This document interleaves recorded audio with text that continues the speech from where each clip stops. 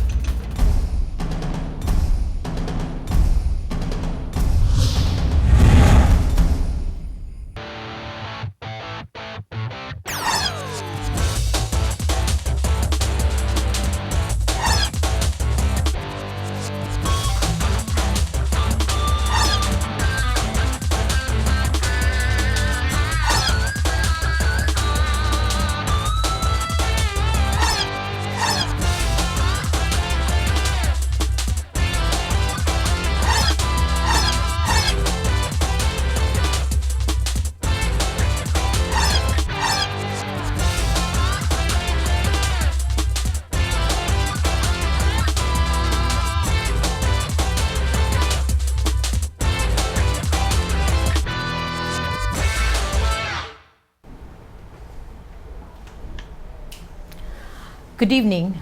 This is your guest host, Teodosio of the UP School of Labor and Industrial Relations, guest hosting for IKING. Tonight we have with us our college secretary, Professor Bonifacio Macaranas, and at the same time is our director for the Center of Labor, Education, and Advocacy and Research Development. Next year, we're planning to establish a doctoral program on industrial relations and human resource development. And it's amazing that we have about 52 students signifying planning to enroll. When I asked around why there are so many students interested in a PhD program on industrial relations and HR, I was told that one of the most popular undergraduate courses is called Human Resource Management and Development. And this requires a PhD degree. And so I have this impression that the Philippines is really good on capacitating individuals. We're very good at human capital development. And what's missing is exactly what is the paper of Professor Boni Macaranas. Boni, Professor Macaranas, welcome to our GNN and our IKING Live. Can you explain to us exactly what you mean by the feudal work systems, which I know you presented at Sydney last year in an international conference, and why is it that you've really made sure that this paper of yours will be presented and be published the world over, if not just nationwide? Thank you. Thank you, Doc Benji. Good evening, everyone. I've been very interested in this topic of poverty because that is really the problem that we really faced here in the Philippine setting. So I felt this poverty problem that we have until now is really a carryover from our past historical roots, from the Spanish regime to the American regime to our regimes of our past presidents until today. So that made me look into the problem in a broader and deeper perspective. And that's what I would like to present to Sure, and to I you understand this you have evening. some slides, Professor Macaranas, to Yes, present to our viewers. Since I presented this in Sydney about 2 years ago, the current issues that I will be raising are still very current today, still very present. And I feel our audience should have this awareness about why we have this poverty problem and how somehow we should be able to solve, because everyone somehow has a role. Okay, on the television, you have listed characteristics of feudalism. Can you explain to us what it means? Yeah. If you talk of feudalism, which was really a term crafted by the English lawyers way back in the 16th century, there are certain characteristics that people should know. First, essentially, feudalism is rooted in ineffective central government. Okay. Because first, Sounds familiar, Professor. yes, definitely. a decentralized organization arises when central authority cannot perform its functions and when it cannot prevent the rise of local powers.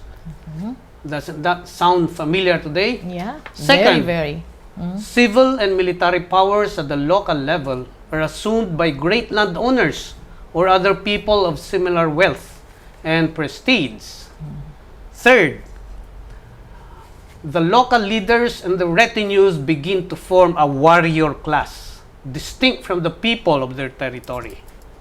Fourth, the distinction between private rights and public authority disappears, and local control tends to become a personal and even hereditary matter. My goodness, they all sound familiar, Professor Very, Macaranas. very much so. Please continue. Yes. Fifth, the feudal leaders often take over responsibility for the economic security of their territories over some activities, strengthening their presence at the local level and also makes their possessions even more valuable. And sixth, the feudal aristocracies are usually organized by these powerful people on the basis of private agreements, contracts between individuals. So essentially, there's a parallelism in the 9th and 10th century with Europe and America. Just like the churchmen having assumed government authority with the fall of the Roman Empire in the West, local leaders such as the Count Robert of Paris, this is in France, assumed the role of government at the local level, including setting up retinues of fighting men. See, fighting men, that would be very familiar here in almost all provinces. Yes. Right. Also, if there's a parallelism in the American cities about 1920s, neighborhood gangs often arose.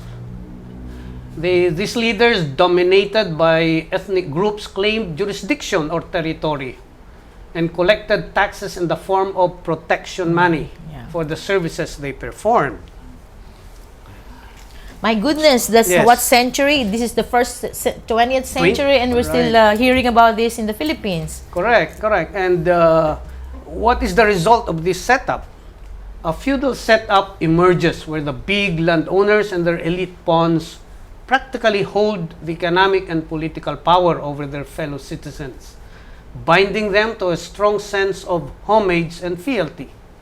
The dynamics of such a social context produces a feudal culture, which prevails for a generation or two, or even more, up to the present time. Yeah. And as a result, what happens?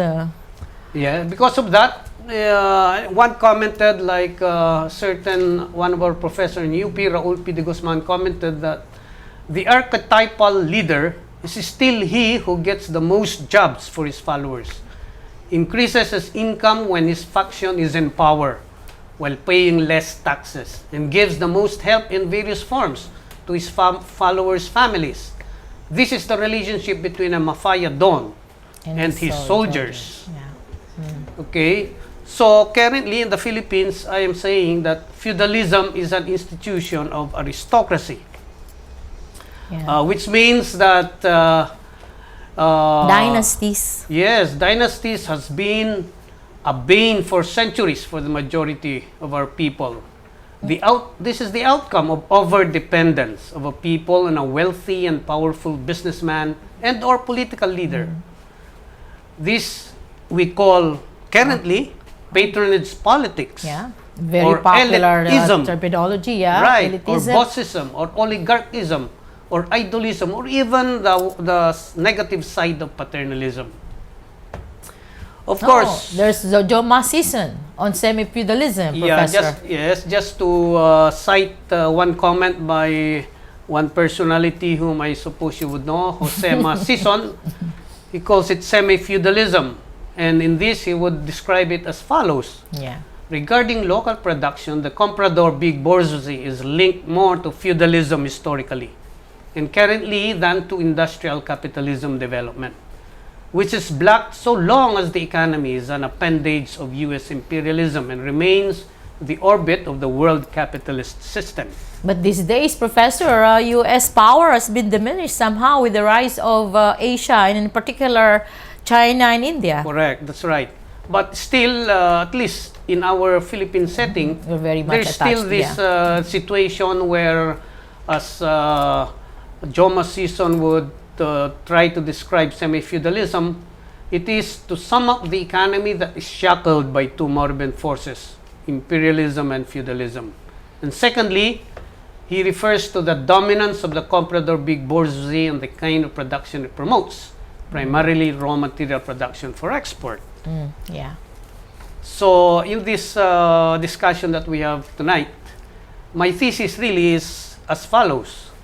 Poverty in the Philippines is rooted historically in its colonial past, in the feudal work practices and influences that characterize the mode of governance of Spain and the United States for more than 350 years. And this is carried over to the present by the succeeding Filipino presidencies. And if I may add, succeeding bureaucracies. Correct, that's right. So how do you propose to transcend this kind of work systems, Professor?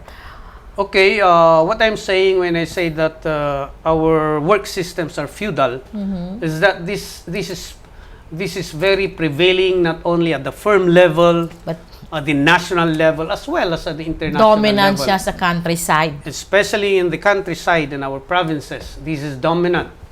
The landlord class has been the standard bearer of feudal relations of production.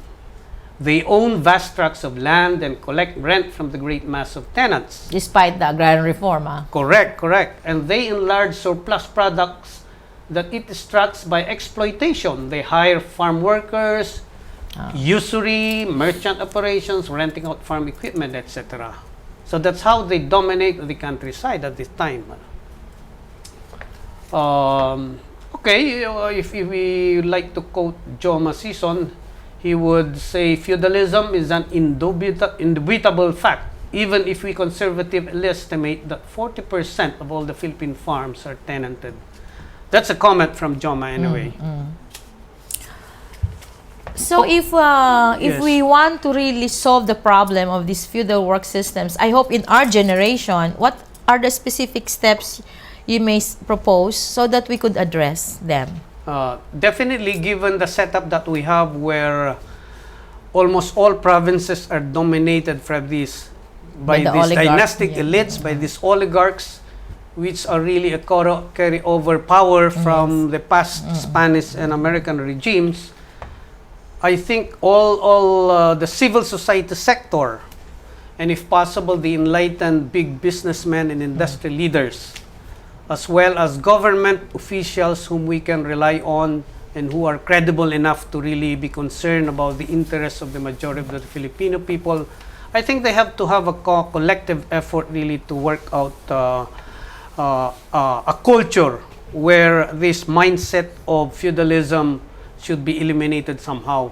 When I say it's a mindset, even employers, managers, and labor or the employees themselves may have this mindset that there is a feudal lord who provides all this security, livelihood work, such that they are unable to be empowered as people who can also contribute to the progress of the nation. I was talking to some people at UP, Professor Macaranas, and Yes. some of them are disappointed with Pinoy. And I asked them the reason why is precisely what you're saying. They have not really heard, seen, or even, have some sense that government is serious in addressing agrarian reform. Good point. You will notice that since 1986, we wanted a dynasty law. Yes, anti-dynasty law. But so far, of course, nobody has been interested somehow to push this through. So what happens? What do we do in this case? I believe it's only the civil society, the enlightened people, leaders of industry and government who can try to come up with the right legislations, especially those in Congress. Except that, of course, the Congress and the Senate are not dominated by these political dynasties, really.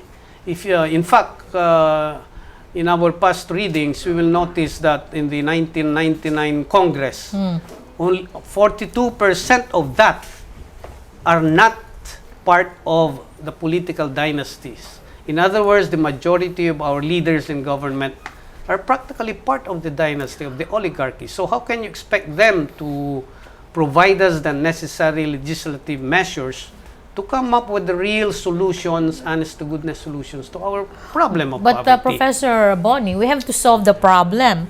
Right now, there's the G20 summit in Seoul, Right. South Korea, and I Right. heard the president of Russia lauding South Korea for such an innovative economy, for such prosperity. Correct. And I remember being asked by some Korean friends, Yes. their grandparents once upon a time admired the Philippines so much, and they're wondering what happened to us. Correct.